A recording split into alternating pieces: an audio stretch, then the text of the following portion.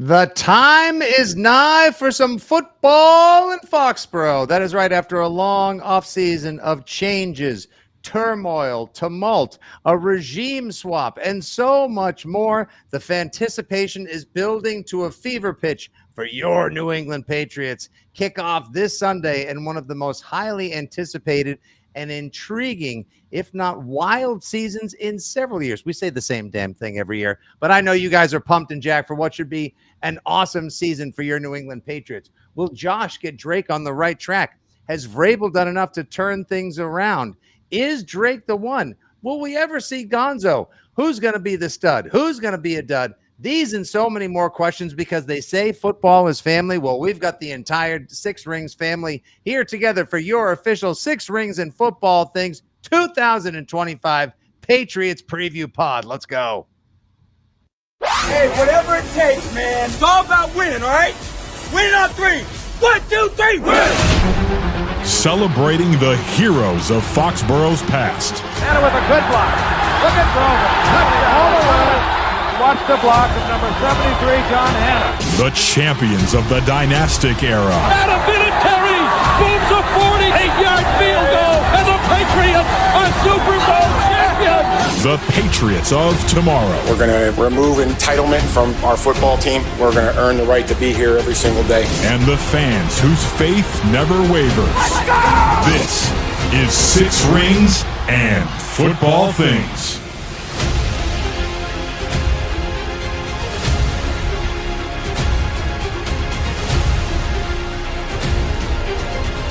And this is your official 2025 preview. And my gosh, you guys, for an all-star season, we have assembled an all-star cast. Your old pal, Nick Fitzy Stevens, here at the helm of the USS Enterprise, alongside the fabulous Mego, Miss Megan Ottolini. This feels like an episode of like Hollywood Squares or something. Like this is like a vintage game show or match game. We got the Lyons dead, the professor, the coach. Johnny Lyons is in the house, coming to you from the cave.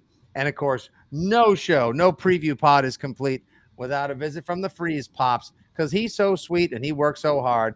That's right. Tom Carroll, your boy TC Fresh, is in the house.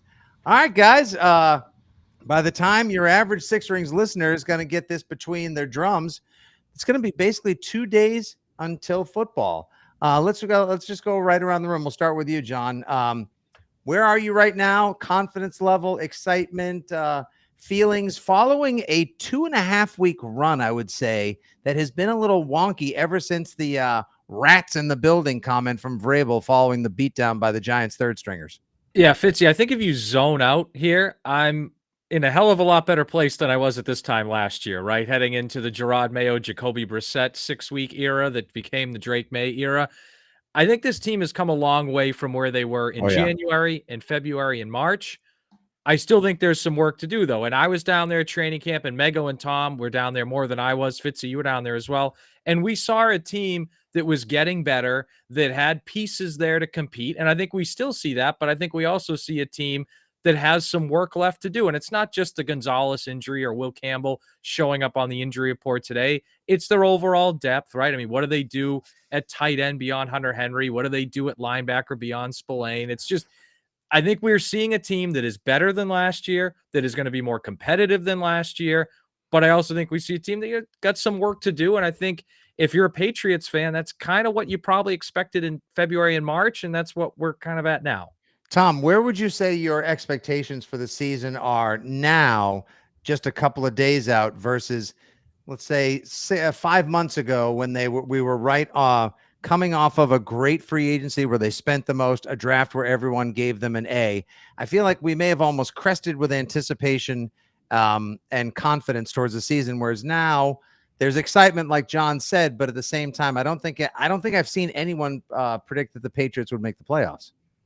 Yeah, I think that where I'm at is right where I was in the spring, which is I think this team is going to be right around 500 or maybe just a little bit below. And I know we'll get to predictions later.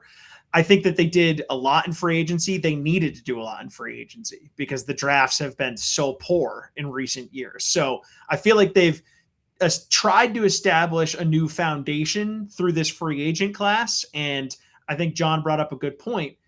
bringing Vrabel in the mix and bringing that new coaching staff in the mix right away, like it's already going to be better. We know that it's not going to be a painful season from a football decisions type of scenario on the field. Right. But I do think that this team is still maybe a year away from being a true contender in the AFC. With that said, I do feel like it's going to be more fun to watch. So we can at least hang our hat on that.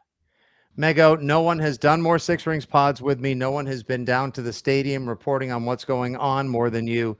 You have had your finger on the pulse of the players, the Pats people, the media.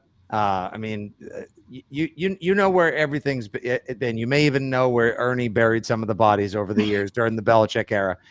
Though, please be careful. You may be barred from visiting North Carolina sometimes. So we got to be careful. John Lyons may not be able to go attend the UNC game in a few weeks. You may not be allowed. I got tickets to that Syracuse UNC game. I don't want to get banned from it. Like, you know, I already got to drive 5 hours. I don't want to drive there and get banned.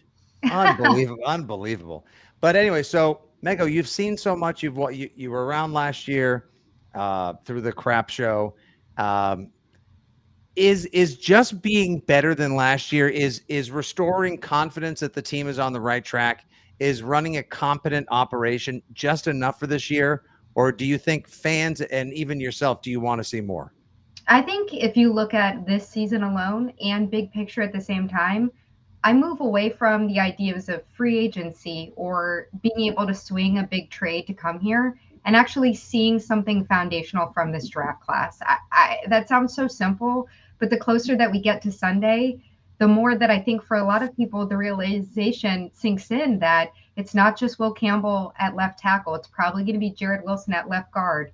It's preseason that we went through, but Travion Henderson showed himself to be the most explosive player that the Patriots have had offensively in, God, I don't know how long. The last 1,000-yard receiver, as we all know, was Julian Edelman. And so it's been quite a while since you had somebody who you really had to game plan for. So I think that a successful season needs to be stronger than just doubling up on the wins that you had last year. I think you at least need to be in the conversation for playoffs. So I would say a 9-win season is successful. And I think you really have to show that you hit on a couple of solid players in this draft and that they're making an immediate impact and at positions, premium positions, especially that left tackle and left guard.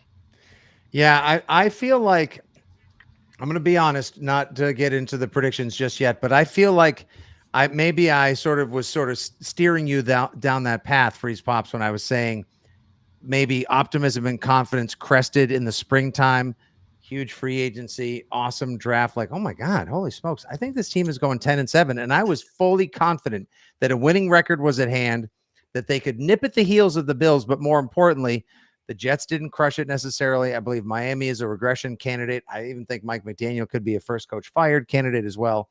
And while there is still some top dogs in the AFC, you're not catching up to Baltimore.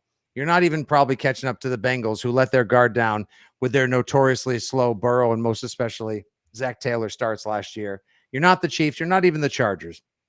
But you can be a good team. I think a good team is what I want to see most of all. In order for the Patriots to be a really let's just this quick exercise. In order for the Patriots to be a very good team this year, what 3 things need to go right for them? Mego, you first. Oh gosh, I guess from the jump you had to have Drake Maye at least matching the 2021 season that Mac Jones had, because Bingo. Again, I think when you look at his role on offense and what you have around him, yes, you've improved, and I'm probably a little bit higher on the wide receivers than a lot of other people in the local media in terms of how much I think you've improved. I think guys in that room will show significant improvements. Kayshon Boutte, Demario Douglas, guys who were on this roster last year, not named Matt Collins, Stephon Diggs, guys who you brought in free agency. I think it's going to be meaningfully better, but it all hangs on Drake. Aside from that, I think you have to have complete and total buy-in on everything Vrabel going through the entire season. Mm-hmm. These guys have drinking the Kool-Aid in the right way that Vrabel would like through the entire summer. Across the board, I really haven't run into a player who hasn't been saying the company line, and that includes players who have been released. So right. I think if there's rep spots in the season, you can't have any anybody kind of stepping out of line, getting anywhere near to poisoning the well, or just questioning the message that's coming from that united front up top and down through your captains. And the final thing I'd say is you really need your secondary to be healthy, because of course we all saw the release of Jabril Peppers last week, and that was a big surprise. Still stunned by that, honestly. Of course. And now we're looking at the safety position and going, okay, so they feel this way about Jalen Hawkins and Craig Woodson. And so you're saying, like, we all hope that it's going to have enough depth there, but particularly at corner with Christian Gonzalez, you've got Alex Austin having so many reps through summer, which is the silver lining of that situation. But when we look at from the spring to where we are now, I think a lot of us penciled in that secondary group is going to be the strongest area of this team. You at least need them to be healthy, not necessarily week one. Christian Gonzalez probably not going to play, my opinion, but for the most part healthy between Gonzalez, Davis, and whoever else you're putting out there at safety. Johnny Lyons, you know the roster upside down, left, right, BA select start as much as anybody else does. That's the contra code for those of you keeping track at home. You just got 30 free guys. Give me two players that absolutely have to deliver on all of our expectations for them, not named Drake Maye, in order for the Patriots to compete each and every week and avoid the Miami blowout of last year, the Dallas blowout of 2 years ago. I know different team, different coach, different scheme, different dream, but two guys, you can go one side of the ball or the other with both, or you can stay the same side. Two players you think absolutely need to deliver on what we're expecting of them to make this happen. Yeah, the first one that sticks out to me is Christian Barmore. Missed all of last year with an injury. And this is a guy that towards the end of 2023 looked like an all-pro player. I mean, he dominated that Christmas Eve game against Denver. Bill Belichick and Bailey Zappi's last win with the Patriots of all games. I think he's going to have to dominate for a couple reasons. One, I think he's one of two all-pro caliber players they have on defense, the other being Gonzalez. But Gonzalez, I don't think it's going to be out there for week one either. And Barmore has never quite hit that full all-pro ceiling, although I think, again, he looked like it at the end of 2023. And also their depth on the D-line. It's just really not there, unless I'm proven wrong early in the season. Even Milton Williams, less than 50% of the snaps last year in Philly. And don't forget, he was playing those snaps next to Jalen Carter, who I think is already on a Hall of Fame track at defensive tackle. And Josh Sweat was right next to him as well. So I think Barmore has to elevate and be an all-pro caliber guy all year long. And then the other one, and this is probably stating the obvious, I think Will Campbell has to be solid all year. Now, I don't think Will Campbell has to be an all-pro. I don't think he has to be even great. If he can just be solid, and I know that's a low bar, but they've had the worst left tackle play in the league the last 2 years. If you can just get average to even below average, if we're being honest, left tackle play, that would be a big step up from what they've had there. And I think if those two guys are good, it stabilizes a lot of other things around them. I mentioned Barmore with the depth on the defensive line, but if Will Campbell is good, then maybe you can shift protections and work things out a little if you have a rookie at left guard or you're concerned about Bradbury at center and things like that. I was making a face, not at your point, John Lyons. I was making a face that Jalen Carter is already ejected from the Thursday night. I got a text. Yeah, I literally got a text. This is literally like, this is awesome. We're recording this just about as that happened. I got two text messages and then I just checked Twitter. Not that I wasn't paying attention to your fabulous oratory there, John, and that finalysis, but we're recording this as the Eagles and Cowboys are about to kick off the 2025 season. And in the most Philadelphia of moves, Jalen Carter, who fell to the 9th pick overall, despite his insane talent for a reason, spit at Dak Prescott. And the refs saw it and they were like, oh, no, you can't. I don't care if you guys throw soup cans at the opposing fans or not. GTFO. You're out here. That's not going to get him in the Hall of Fame. That one's not. So. They're probably like, you know what? This guy, like Milton Williams was half of this guy. We'd kill to have that guy back. Speaking of Milton Williams, Freezepops, Tommy Carroll. Yeah, boy, TC Fresh. So I would like you, if you can, with your knowledge of the players, you're down there generating the clicks and the likes, grabbing the videos, listening to all the interviews and the bites and whatnot. A couple of people that will surprise fans, a couple of people that will turn heads for better, preferably not for worse this season on either side of the ball. John, your picks for people that need to do their job and deliver on expectations. I would have gone Barmore first as well Ted Johnson pushes back against him. Oh, we've only seen him do it half a season. Yeah, but that half a season he did it, got him paid, A, and B, was game wreckerific. Now I want to hear from maybe someone who's been around the team a whole bunch. Who are two guys that we're not paying a lot of attention to or not talking about enough who may surprise us and make a positive impact this season? I've got one on each side of the ball. For defense, I'm going to go with Kayvon Chason.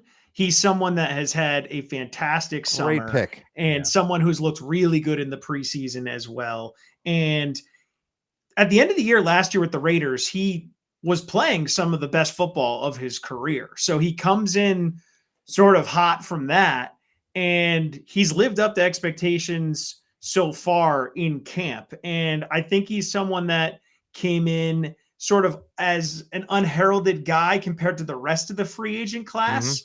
And I personally believe that he's going to maybe have the most immediate impact of the guys on that defense in week 1. I think you're going to see him making plays in the backfield against the Raiders. So I'm going to go with Kayvon Chason on defense. And on offense, I'm going to go with Antonio Gibson, because we know what McDaniels has done for running backs that can catch the ball out of the backfield.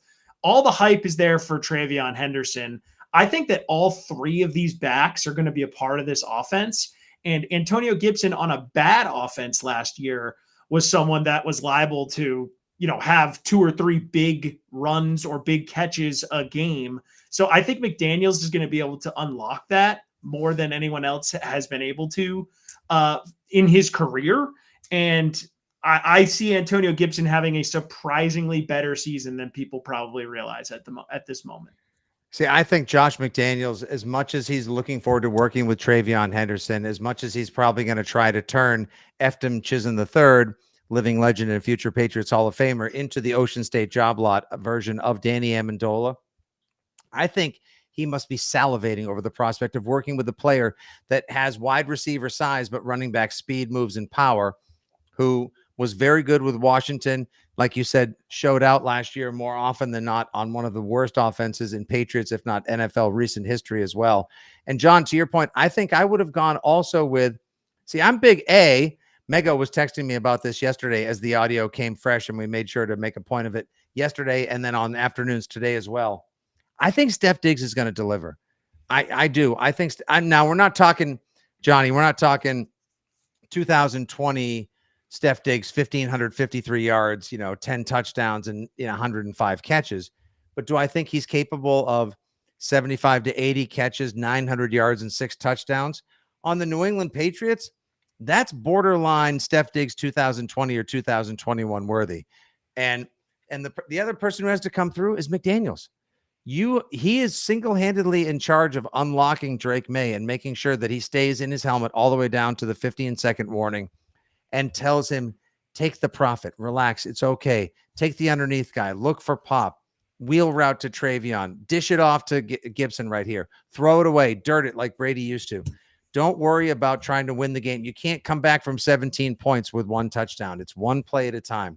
And I think McDaniels is going to be a massive value add for them as well. And I'm in on the Diggs hype train. Anyone else have any other sort of out there thoughts, predictions, or Patriots wants and wishes before we start getting into record prediction time, which will only be held against you in several courts of football and sports talk law? I think one. Oh, go ahead, Mego. I was just going to say somebody that, if you want, that I feel is flying a little under the radar that I've been thinking about a lot recently is Matt Collins. I think people look at Matt Collins' numbers that he had with Buffalo and heard that he's probably going to have like a pretty similar role here. But if you look at Matt Collins overall, the best and most productive season that he had was in 2022 with the Raiders with Josh McDaniels. And the way that he came onto this team after having been out for the entire spring and the first several weeks of training camp really hit the ground running. He's such a different look at receiver from the rest of the room that you have. These guys are kind of little. And I don't mean that disparagingly. I think they have some real speed in there. I think they have guys who can cut on a dime. And obviously, I'm very excited about Pop Douglas and Eftim Chisholm and whoever else you put in that slot. But I think Hollins just gives you a significantly different look. And we might be underplaying how big of a part of this offense he might be at different parts of the season. Yeah, they haven't had somebody who almost has tight end size but wide receiver speed. Yeah, he has actually kind of flown under the radar, and everybody has had, much like other fan bases, coaches, and coordinators, nothing but great things to say about him all off season long. And Freezepops, I think Laven Chasen is a great pick because he supplanted just about everyone. I mean, I wouldn't be surprised if he has more sacks than team captain Harold Landry. Keon White got moved to the second unit as well.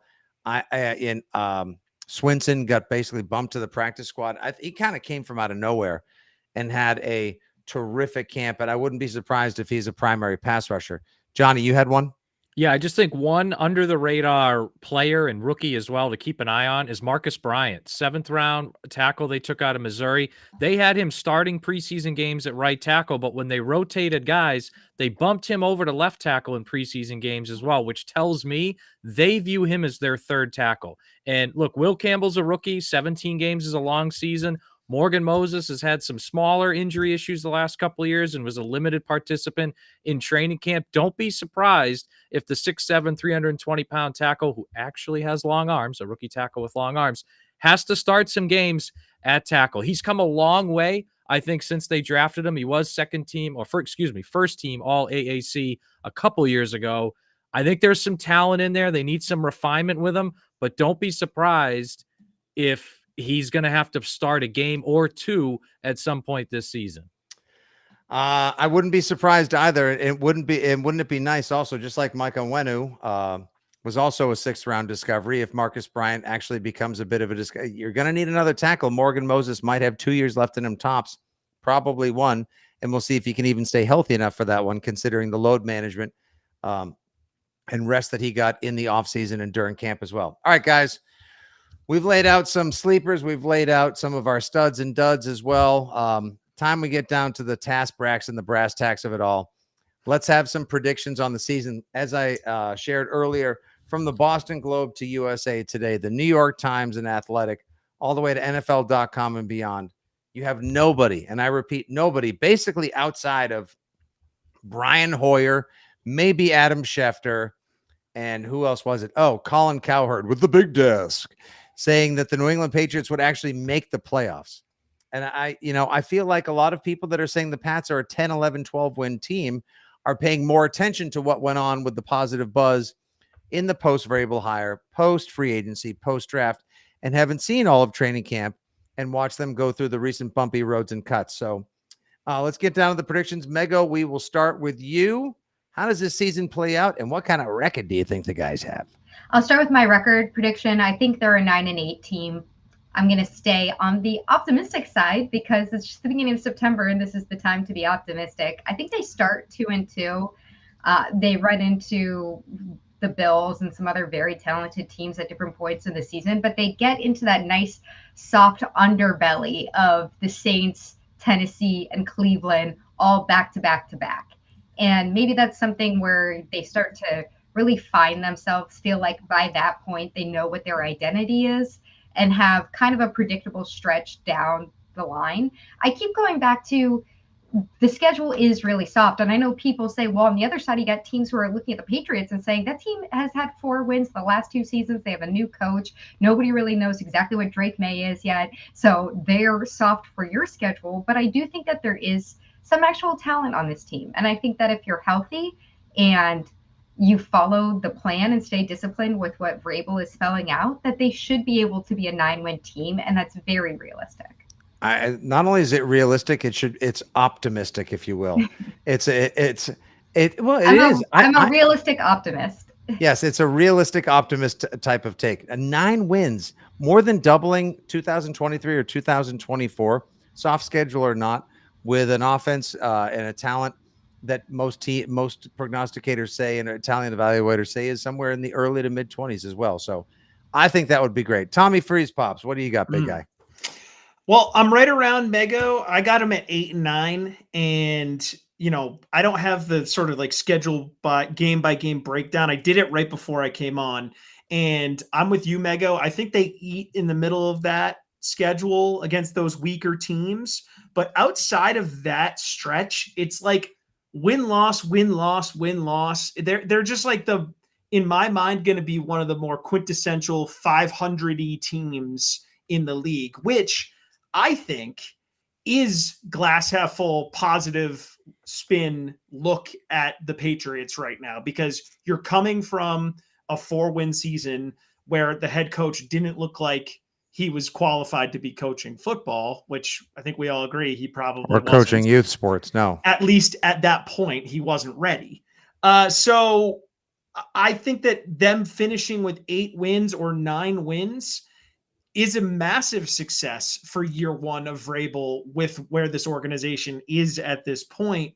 And I think that you build from there. I don't think that Patriot fans should look at Mego's Washington Commanders from last year and say, well, you got the young quarterback and you got the new coach, and you went from, being one of the worst teams in the NFL to playing in a conference championship game. Like, that's an outlier. That I think a more realistic run for this team would be 500-ish and in the playoff discussion, sort of like in the hunt column on a Sunday late in the season. So I got them at 8 and 9. Meaningful football into early, mid, maybe even late December as well. Respect and order restored in the former house of Belichick and Brady. I'm with you all the way as well. Johnny, let me just go ahead and add the lower third for you right there. There we are. Lions Den. Patriots go to the Super Bowl. Yeah, I know. Maybe they'll be buying some tickets, Fitzy. I'm not sure. That's the only way they'll get there. Look, I think the Patriots are at 9 and 8. I'm with Mego. And look, as bad as things have been the last 2 years, Fitzy, you know this as well as anyone. You feel my pain, right? They've lost 26 games in the past 2 years, but 14 of those 26 losses have been one-possession games. And I expect with Mike Vrabel, they're not going to win all those games, but they will win more of those one-possession games than they have in the past couple of years. So I think that's going to help. You look at, they play the Saints, the Titans, and the Browns, which arguably are the 3 worst teams in the NFL, and you can throw the Panthers in that mix as well. That helps. I think the Jets, look, I like Aaron Glenn. I think eventually they will be good. That's going to take a couple of years to really get going. And Miami, I think there's some problems down there. So the schedule sets up well for them.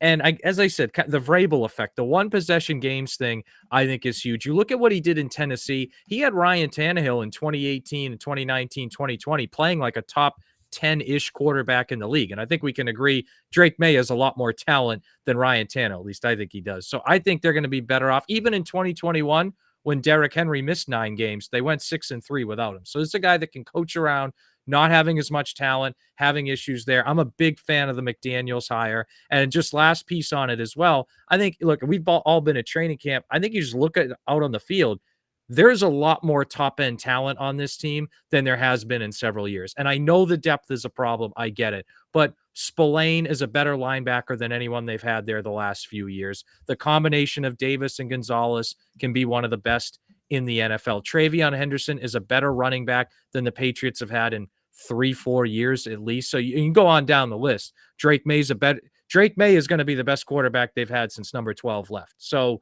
I think you put all that together, you get in the 8-9 range. I'm at 9. I think they do just enough to get 9 wins.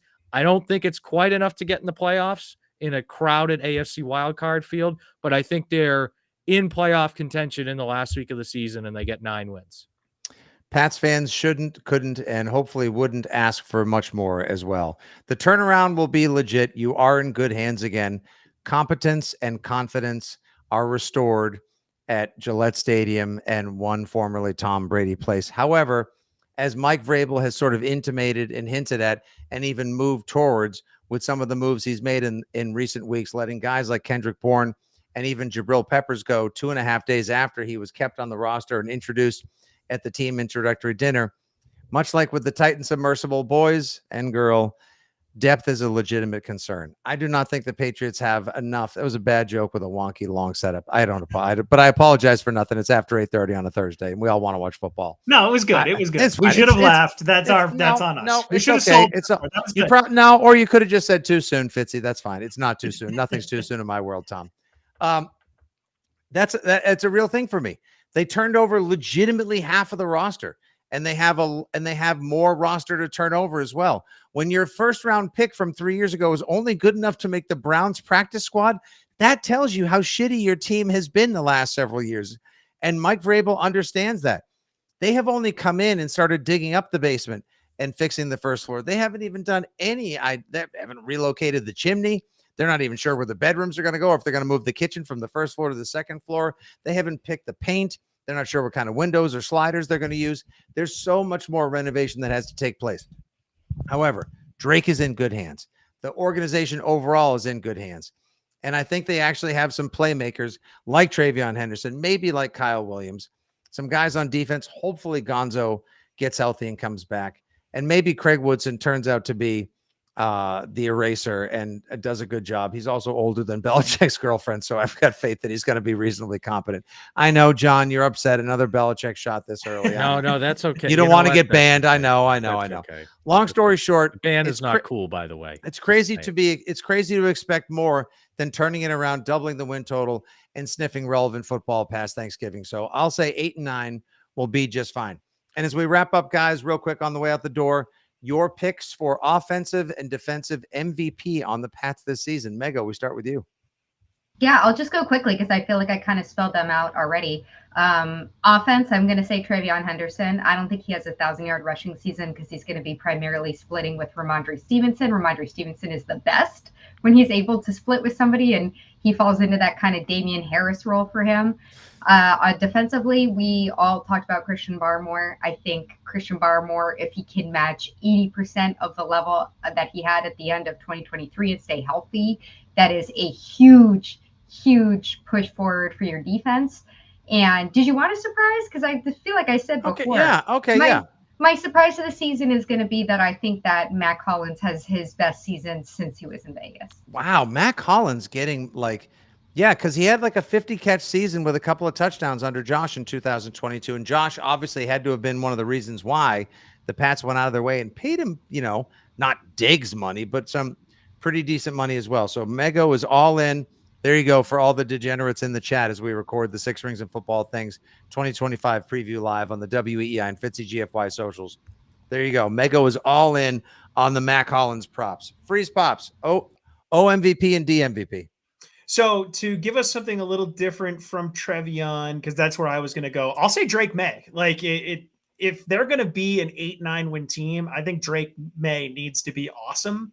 So I'm hoping that the Josh McDaniels experience is akin to, like Mego mentioned earlier, Mac Jones in his rookie year with Josh McDaniels, where he was able to help the guy not make a lot of mistakes, simplify the game for him, and make it so Drake Maye can just be an athlete out there and make plays. Don't put him in positions where he can fail. Let him either get the ball out of his hands or let him have designed run plays, where I think you're going to see a lot more of that this season with Drake. So I'll go with Drake Maye, the not so surprising pick for offensive MVP. And on defense, again, not surprising here, I'm going to go Christian Gonzalez. I know he's going to miss week 1, most likely, but he was one of the best corners in the NFL last season.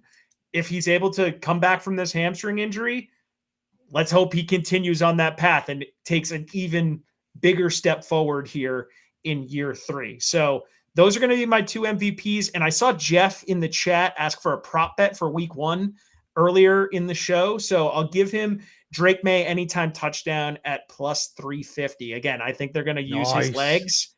So look for Drake Maye to get in the end zone the Fox with Pro his faithful legs. would love that. And listen, hey, if Gonzo comes back week 2 and plays at an elite level, a cornerback won Defensive Player of the Year last year, Johnny. So crazy things have happened.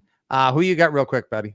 So offensive MVP, I agree with Tom. I think it's Drake Maye. I'm not going to get into that too much. I will say one thing. I think the unsung hero of this offense is going to be Demario Douglas. Never gets enough credit. Everyone's obsessed with Efton Chisholm at slot. Demario Douglas is a really good player, and he's going to have a really good year. So I think he's going to be the unsung hero. Defensive MVP, I'm with Christian Barmore as well. I kind of illustrated earlier how important he can be to this defense. If he stays healthy all year, I think they're going to play him a ton. I think he's going to play to an all-pro level. And they have some sneaky bad offensive lines they're going against this year. So I think he's going to have an opportunity to put up some decent numbers. So I'm going to go with Barmore there. And I'm going to go with a guy who has been a pain in the posterior, both to our local media, but also opposing defenses, defensive coordinators, cornerback, safeties, and more.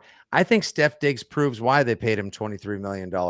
I think he proves why they took such a chance on signing a mercurial, kind of heady, at times obnoxious, but supremely talented receiver. 9.5 months off an ACL or not, I think Diggs shows you why. He's the leader. He's the dog. He's the alpha. And helps, but everybody grows and everybody benefits from it. Of course, I want it to be Travion Henderson.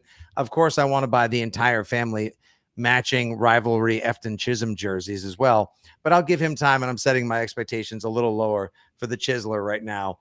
And I do think Henderson is going to have a spectacular season. And on defense, no one's talked about this guy, but he's an absolute psychopath. He looks like he got kicked out of the Dropkick Murphys at an early age, and then played every bouncer in every bar in every Ben Affleck movie. Robert Spillane. I was told a number of times, like, don't worry, this guy's going to be your favorite Patriot come this fall because he's good for 170 tackles when he wakes up each and every football Sunday morning. So I think he's going to set a tone. I think he's going to make it tough to get the ball past him. And I think he's going to make us proud to watch this Patriots revamped defense play every Sunday, even if the offense is experiencing growing pains. All right, there you have it, folks. In just over half an hour's time, a full-blown Six Rings family style preview of the 2025 Patriots, featuring the talents of Miss Mego. You can follow her at Megan_Ottolini. Hear her on Six Rings on the weekends on WEEI. And, of course, read her musings on the socials and WEEI.com. The Lyons Den, Johnny Lyons. You can follow him at The Real John Lyons. And, of course, hear him on the weekends, fill in holiday duties as well, and the New England Football Journal postgame show, and everything else that needs to get done. My God, I mean, screwing in light bulbs, making sure the fridge is working, all the social videos, blog posts, and more. Nobody works harder. Nobody's in earlier than Freezepops himself, Tom Carroll. And, of course, whatever. I'm Fitzy. Who cares? Anyway, there we go, folks. Thanks so much for tuning into the 2025 Six Rings Patriots 2025 preview. None of us have them going to the playoffs. And you know what? That's okay, because gosh darn it, they're good enough. They're smart enough. They're talented enough. And we and you, Patriots people, love them. This has been the latest Six Rings and Football Things, brought to you by 2400 Sports, WEEI, and Odyssey. For the Lyons Den, for Freezepops, for Mego, and everyone associated with Six Rings and Football Things in WEEI and beyond, this is your old pal, Nick Fitzy Stevens. Thank you so much. Happy football season, everybody. It is here. The real life has come back. It's okay. Summer is over, but football is at hand. And there's probably a game on each and every day for the next 5.5 months. Some of them in Brazil and some that you don't have to pay for. Take care. We'll talk to you soon. God bless. And as always, go Pats.